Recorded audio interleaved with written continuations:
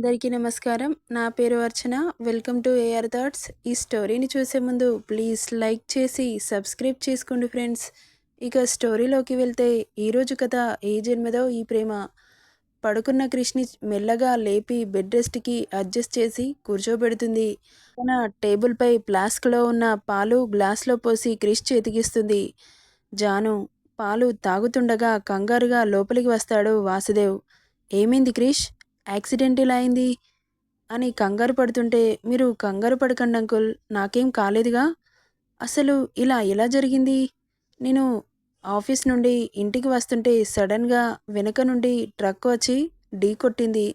అయినా అక్కడ రోడ్డంతా నిర్మానుష్యంగా ఉంది. ట్రాఫిక్ కూడా ఏమీ లేదు. ట్రాఫిక్ ఉంటే సరే, యాక్సిడెంటల్గా జరిగింది అని అనుకోవచ్చు. ఇది ఎవరో కావాలనే చేసినట్లున్నారు అంకుల్. నాకు తెలిసి మన సంతోష్ని అటాక్ చేసిన వాళ్ళే నిన్ను అటాక్ చేయించి ఉండొచ్చు అంటాడు వాసుదేవ్. ఆ మాటకి సైలెంట్గా ఉంటాడు క్రిష్. సర్లే, నువ్వు రికవరీ అయ్యాక వాళ్ళ పని చెబుదాం గాని నువ్వు రెస్ట్ తీసుకో క్రిష్. ఎవరి పని చెప్పాల్సిన అవసరం లేదు డాడ్. ఈ టాపిక్ ఇక్కడితో మర్చిపోండి. నువ్వు ఏ గొడవల్లోకి వెళ్ళడానికి వీల్లేదు క్రిష్. సైలెంట్గా రెస్ట్ తీసుకో. మనం సైలెంట్గా ఉంటే వాళ్ళు ఏం చేయలేరు అంటున్న జానుని చూసి, ఇక ఇప్పుడు మాట్లాడితే గొడవ అవుతుందని సైలెంట్గా ఊరుకుంటాడు క్రిష్. జాను క్రిష్ దగ్గరే ఉండి చూసుకుంటూ ఉంటుంది. క్రిష్ వాళ్ళ పేరెంట్స్కి చెబితే టెన్షన్ పడతారని చెప్పలేదు. జాను కూడా నేను చూసుకుంటాను కదా, అత్తయ్యని టెన్షన్ పెట్టడం ఎందుకు అని అనడంతో సైలెంట్గా ఊరుకుంటాడు క్రిష్. ఇక సంతోష్కి ఎలా తెలిసిందో ఏంటో హాస్పిటల్కి పరుగున వస్తాడు. ఏమైందన్నయ్య? యాక్సిడెంట్ ఎలా జరిగింది అంటూ కంగారుగా అడుగుతాడు. జానుకి సంతోష్ని చూస్తుంటే చాలా కోపం వస్తుంది. దీనంతటికీ కారణం సంతోష్నే అని. ఇక అతను రాగానే బయటికి వెళ్ళిపోతుంది జాను. సంతోష్ని చూసినప్పటి నుండి జాను బిహేవియర్ అబ్జర్వ్ చేస్తాడు క్రిష్. ఏమైందన్నయ్య, వదిన అలా వెళ్ళిపోతుంది? నువ్వు వచ్చావు కదా, మనం మాట్లాడుకుంటామని వెళ్ళిపోయింది. నీకు ఎలా ఉందిరా? నాకు బానే ఉందన్నయ్య. I'm perfectly all right.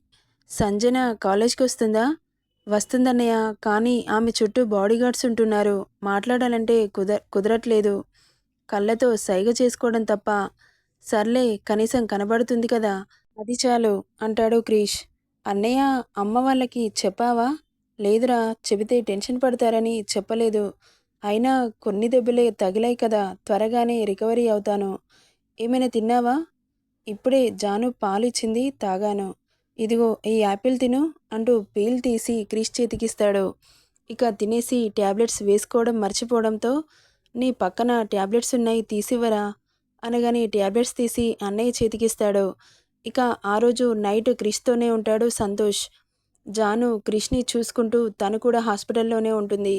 కానీ సంతోష్తో ఏమీ మాట్లాడట్లేదు. సంతోష్కి అర్థమవుతుంది వదినకి నా మీద కోపం ఉందని. అన్నయ్య, నాకు డౌట్ వస్తుంది. నాకు కాబోయే మామగారే నీకు ఇలా యాక్సిడెంట్ చేయించాడేమో అనగానే ఏమీ మాట్లాడాడు క్రిష్. ఏమైందన్నయ్య, నీకేమనిపిస్తుంది? ఎవరు చేయించారో తెలియదు కదా, తెలియనప్పుడు వాళ్ళని ఎందుకు నిందించడం?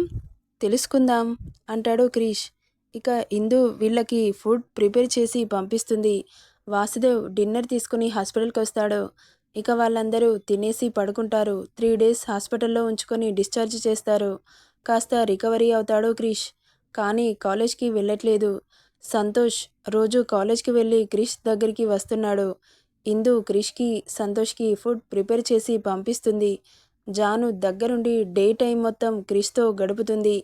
రిజల్ట్స్ వచ్చేసాయి. జాను 96% వస్తుంది. క్రిష్కి 98% వస్తుంది. క్రిష్ కూడా రికవరీ అయ్యాడు. కాలేజ్ స్టార్ట్ అవుతుంది.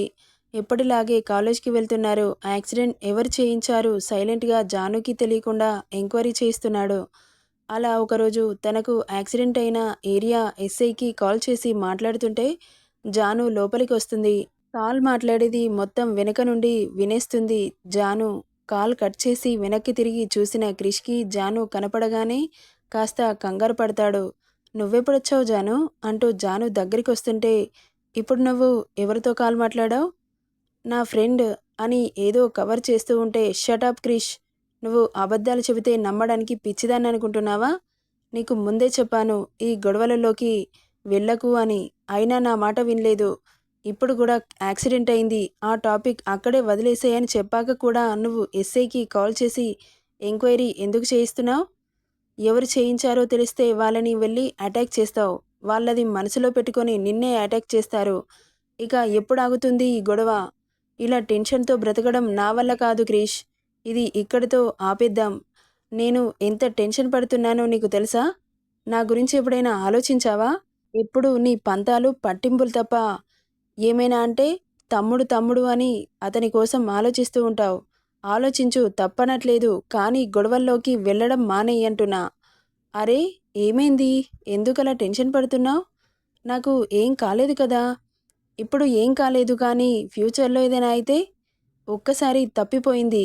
నీకేమైనా అయితే నేను తట్టుకుంటానా? అలా టెన్షన్ పడకు జాను. నువ్వు నాకు సపోర్ట్ చేయాలి కానీ ఇలా డిస్కరేజ్ చేస్తారా చెప్పు? Shut your mouth. నాకు నచ్చజెప్పాలని చూడకు. నేను వినను. ఏంటి సపోర్ట్ చేసేది?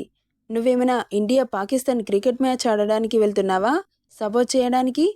ఒక పెద్ద రౌడీతో పెట్టుకుంటున్నావు. వాడు డైరెక్ట్గా నిన్ను అటాక్ చేయడు అని చెప్పాను. ఇప్పుడు బై మిస్ అయింది. నెక్స్ట్ టైం మన టైం బాగోలేకపోతే? అరే నా పిచ్చి జాను అంటూ ఆమె దగ్గరికి వచ్చి చుట్టూ చెయ్యి వేసి దగ్గరికి అదుముకొని తల నిమురుతూ, నా జాను చాలా ధైర్యంగా ఉందనుకుంటే ఇంత పిరికిగా ఆలోచిస్తుందేంటి అనగానే, ఇంకా మారలేదు, మారడు అని టక్కున దూరం తోసేస్తుంది జాను. ఏమైంది బేబీ? ఎందుకు అలా చేస్తున్నావు? నాకేం కాదు అని చెబుతున్నాను కదా. ఇదిగో ఈ ఓవర్ కాన్ఫిడెంటే నిన్ను దెబ్బతీసేది. ప్లీజ్ క్రిష్, ఈ గొడవ ఇక్కడితో ఆపేయి. నీకు దండం పెడతాన్రా. సరే ఆపుతానులే, నువ్వేం టెన్షన్ పడకు. ఇదిగో మామ్ పరోటా చేసింది తిను అంటూ తనని డైనింగ్ టేబుల్ దగ్గర కూర్చోబెట్టి వడ్డిస్తుంది. అంతలో సంతోష్ లోపలికి రావడంతో, హాయ్ వదినా అంటాడు. హాయ్ సంతోష్, నువ్వు కూడా కూర్చో తిందువు అంటూ తనకి వడ్డిస్తుంది. జాను, నువ్వు కూర్చో బేబీ అంటూ చెయ్యి పట్టి తన పక్కన కూర్చోబెట్టుకుంటాడు క్రిష్. ఇక ముగ్గురు తినేసి కాసేపు కబుర్లు చెప్పుకొని, నేను వెళ్తాను, మీరు పడుకోండి. Good night Krish. Good night Santosh అని చెప్పి అక్కడి నుండి వెళ్ళిపోతుంది జాను. తను వెళ్ళగానే, అన్నయ్య, నిన్ను ఎవరు అటాక్ చేయించారో కనుక్కున్నావా? కనుక్కున్నారా? అవునా? ఎవరు అటాక్ చేయించింది? ఎవరో తర్వాత చెబుతాను కానీ ముందు వెళ్ళి పడుకుందాం పదా. మరి వదిన వాళ్ళని ఏం చెయ్యొద్దని టెన్షన్ పడుతుంది కదా అంటాడు సంతోష్. తను టెన్షన్ పడుతుందని ఊరుకోమంటావా? తనకి తెలియకుండా వాళ్ళ అంతు చూస్తాను. ఇప్పుడు నాతో ఆగిపోదు, నా ఫ్యామిలీ జోలికి కూడా వస్తారు. వాళ్ళని అక్కడే అంతం చేసేస్తే ఇకపై మన జోలికి రాకుండా ఉంటారు. వాళ్ళు ఎవరన్నయ్యా? చెప్పాను కదా తర్వాత చెబుతాను అని. అక్కడి నుండి వెళ్ళిపోతారు. ఇవన్నీ మాటలు రూమ్ బయట ఉండి విని షాక్ అవుతుంది జాను. నెక్స్ట్ ఏం జరుగుతుందో నెక్స్ట్ పార్ట్లో చూద్దాం. ఈ స్టోరీ ఎలా ఉందో కామెంట్ చేయండి friends. Thank you for listening.